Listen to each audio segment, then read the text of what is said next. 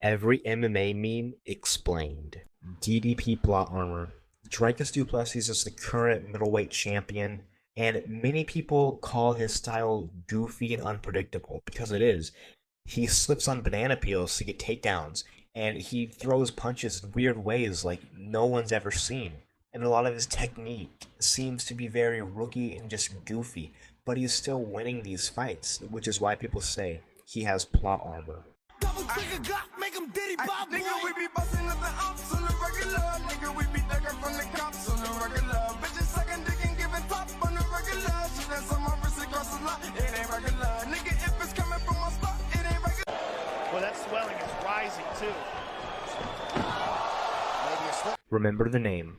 UFC welterweight champion Bilal, remember the name Muhammad, gets memed on a lot because his nickname is Remember the Name, but he has a lot of forgettable fights, with most of them being decisions and having a very low finish rate and it never having achieved a knockdown, not a knockout, a knockdown, in all of his UFC fights. There's also a trend of people forgetting Bilal Muhammad's the champion, as Daniel Cormier, the announcer, announced the wrong name right after Bilal had beaten Leon Edwards for the UFC title. Ladies and gentlemen, give it up for the welterweight champion, Bilal Muhammad. And to make the memes even worse, when Bilal Muhammad was weighing in for his fight against Jack Della Maddalena at UFC 315, the person at the weigh-ins had no idea who he was.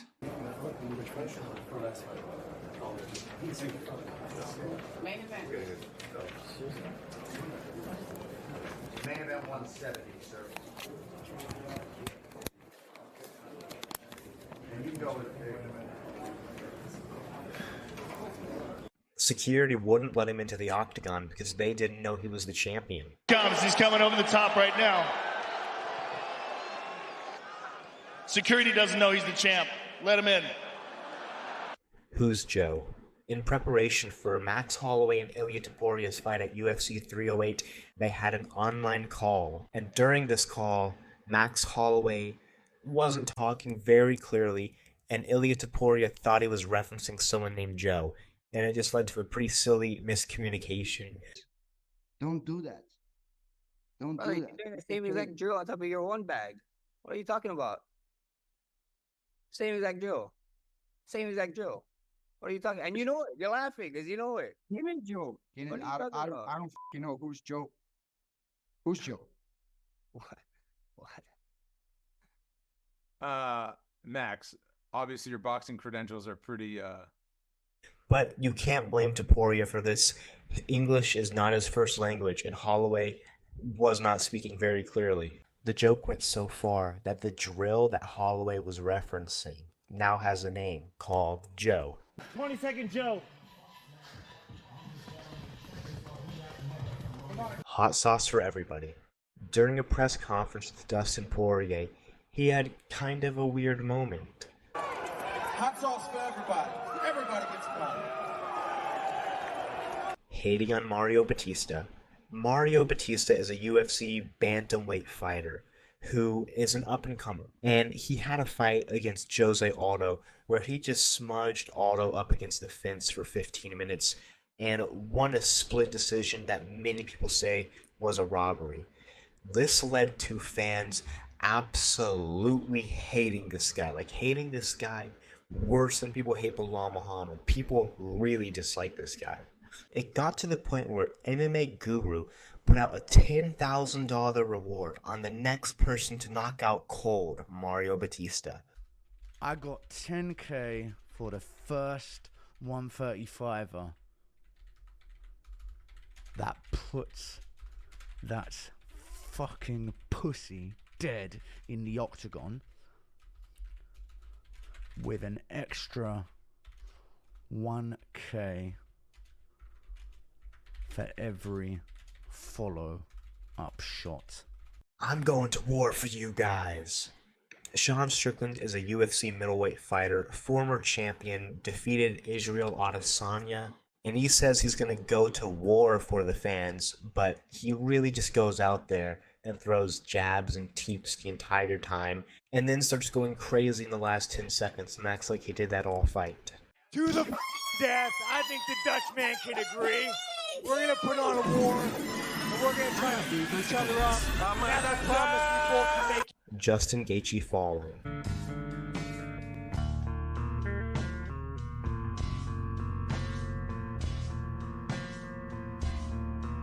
BJ Penn poster.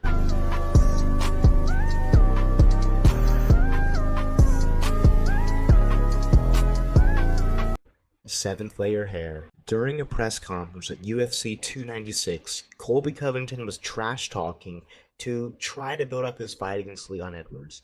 And sometimes words just don't come out the right way. Saturday night, I'm going to bring you to a place you never want to be. I'm going to bring you to seventh layer hair. Hell. Okay. No, I'm bringing you to seventh layer hell.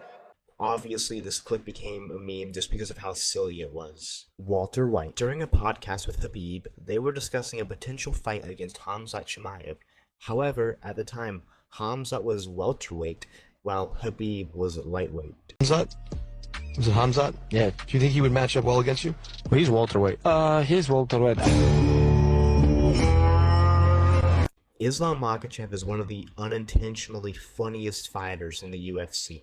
And I could put so many of his clips here just because so many of them have become memes. But I'll just show you a few of them. These guys always want to magnify, doesn't speak English. Nobody understands you. Nobody understands this guy. He doesn't speak English. English is important. If you want to make money, you have to speak some language which everybody understands. So nobody understands what he's saying. Right. This guy, bro. This dude's out of control. Islam. He lose in the UFC 7 times, brother. He's not gonna upset if he lose one more time. Islam. How long? People finish him 7 times, brother. UFC, some guys finish him 7 times. Fighters and can't this grow, guy champion. Islam, and this guy champion in my division. I'm very upset because. So what you're saying is this: Islam Makhachev at the Abu Dhabi will be. All right. Put your legs. Yep. All right, ready? Close your legs. Close them like this? Yes. Okay, ready? Yes. What happened? Dude! What?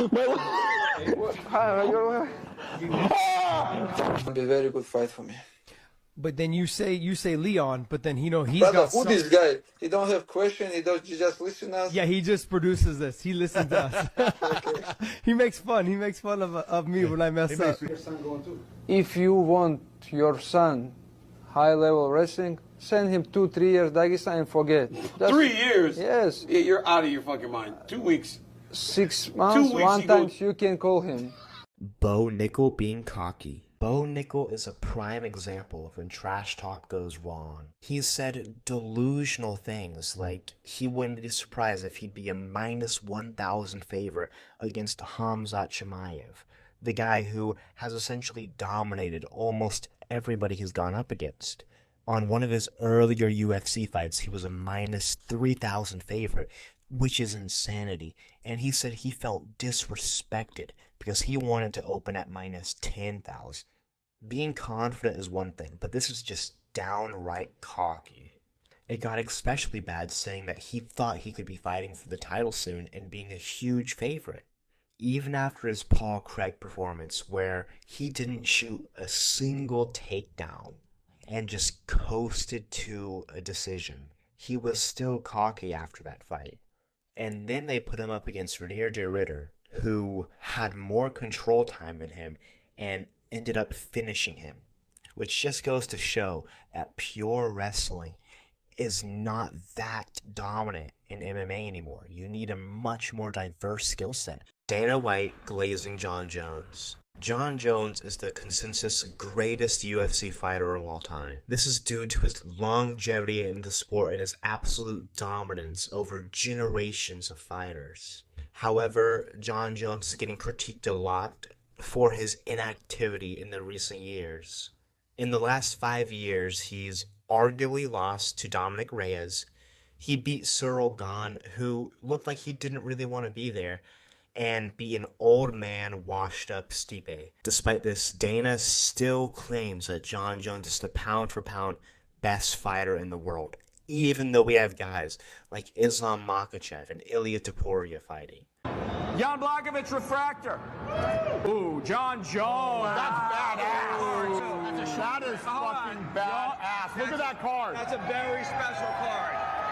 It's like the king. Right? He fought Volkanovski, who's a weight class lower than him. Jon Jones beat everybody at light heavyweight, then beat the best heavyweight in the division like it was nothing at a higher weight class. So, I mean, Jon Jones is absolutely positively the pound-for-pound best fighter in the world, probably the greatest fighter of all time in any sport. When you talk about who's the baddest dude in the world, you put two guys in a room and who walks out, Jon Jones walks out of the room every time. Yeah, Jon Jones is the best ever. Ever. And when I say ever, I mean in any combat sport. He's the best ever. You throw Jon Jones in a room with anybody, Jon Jones walks out of the room. It's just, guys, let me explain something to you. Jon Jones is a whole nother. Jon Jones is, I consider Jon Jones the greatest combat fighter of all time. No matter what you think of Jon Jones, he's the best ever, and he's the pound-for-pound best fighter in the world. And he's the pound-for-pound best fighter in the world.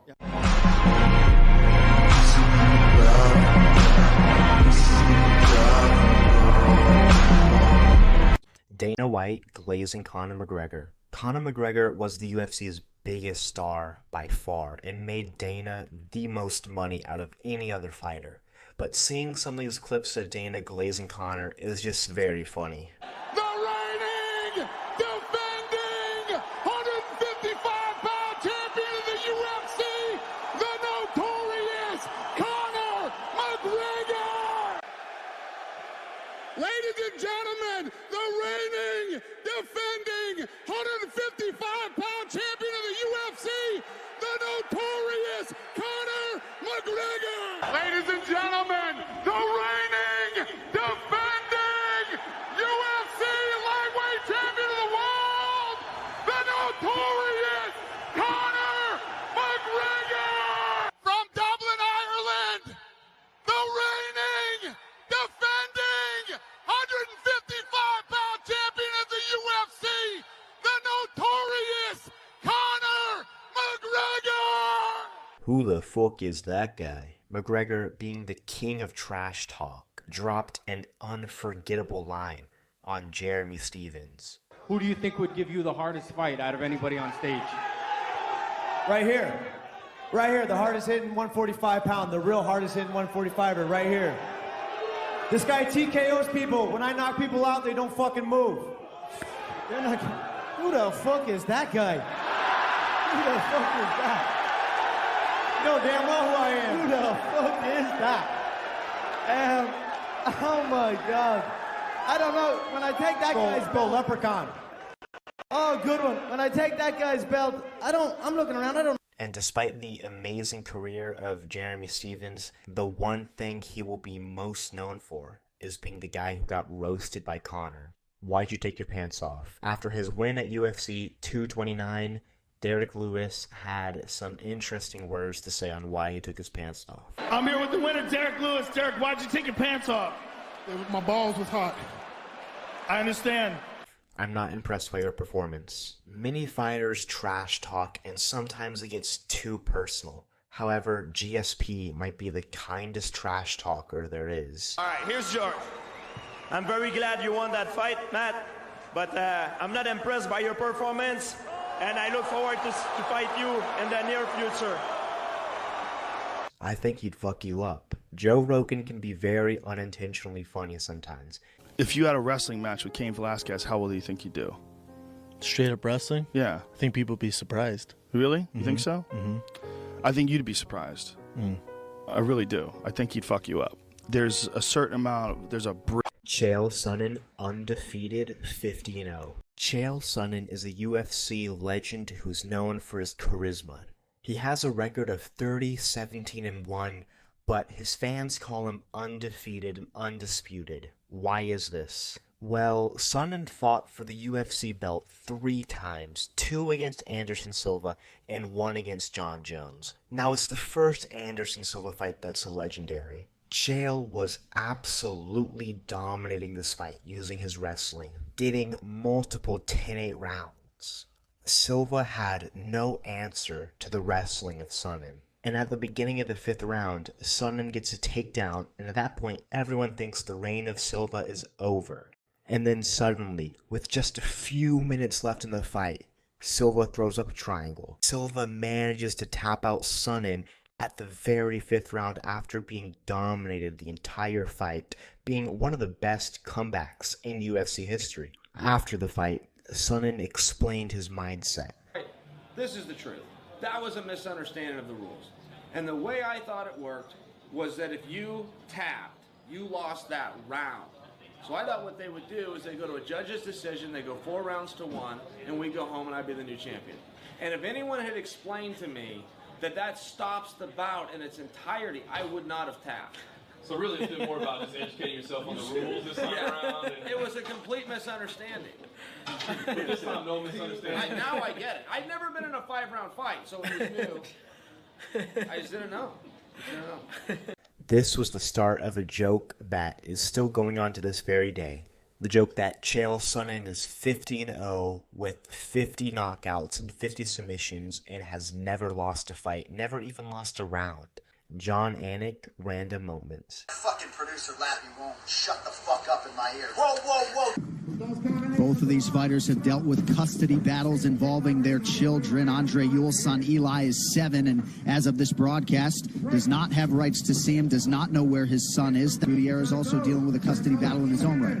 Yeah, that's those are always the sad ones, you know. Zabit was the greatest what if. Zabit Magomedov was one of the UFC's most creative strikers of all time. However, he left his professional fighting career for good in 2019 due to a variety of reasons, but mainly complications with the UFC. This led fans to say that he was the greatest what if, because if he continued, his creative striking could have potentially made him one of the best of all time. However, this sort of became an ironic meme and was labeled as something only casuals will say. This is because even though his striking was very creative, his cardio was known to be very lackluster and he would often gas out with his fights. Jacuzzi. If you watched the UFC 311 press conference, you might have noticed this moment. I want to know, what's your best moment with him? Best moment, same night we fight for the title. This is the best moment. It's gonna be best moment. And about Islam, he How about Jacuzzi? Jacuzzi. You can come. I was not You there. can come. And you have to talk your fight. Don't. What was Merab referencing? Well, Merab was referencing a certain photo of all the Dagestani fighters in a jacuzzi, all close together. It is a very interesting picture, and I'll leave it at that. Lighter man skill. Lighter man skill is an idea that was popularized by the YouTuber Lucas Tracy MMA. It's the idea that the fighters in the lighter weight classes are more skillful than the fighters in the heavier weight classes. The idea is that when fighters move up weight classes, they usually have success because they're going up against less skilled fighters. Now, less skilled fighters doesn't mean they're worse fighters. It just means the fighters in the heavier weight classes might rely more on their attributes or more on their knockout power rather than pure skill and technique. This video took a lot of work of compiling the memes and all the footage together, so if you made it this far, I'd appreciate it if you could like the video and subscribe, because I could make a part 2, because there's definitely some more memes I could cover. My channel is called Lifters MMA, so if you like lifting and MMA, this is definitely the place for you. What was your favorite meme out of all of these? Let me know in the comments below, and thank you for watching. I appreciate you guys, and I'm thinking about making every lifting meme explained. If you guys want that, just let me know, and I'll make it. Everyone talking about Pidion's the greatest guy, and yeah, you better win your fight because I'm coming on your ass, boy. I'm coming for that ass. Pause.